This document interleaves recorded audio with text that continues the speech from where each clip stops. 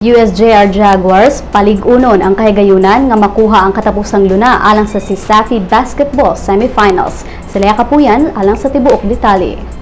Paligunon sa University of San Jose Recoletos Jaguars ang kahigayunan nga makakuha sa katapusang luna sa semifinals sa CISAFI College Basketball karong gabii. Ang Jaguars kasamtangang nahimutang sa ikaapat nga pwesto sa team standing makigsangka sa University of San Carlos Warriors.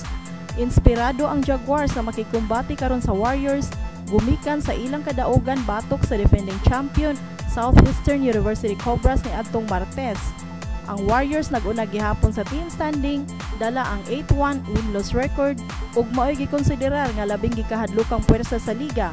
Sa high school, magsangka ang USA Baby Warriors batok sa University of Cebu Baby Webmasters sa pagpadayon sa semifinal series. Ang duwa sa high school sugdan sa alas 5:15 sa hapon ug ang college sa alas 6:45 sa gabii.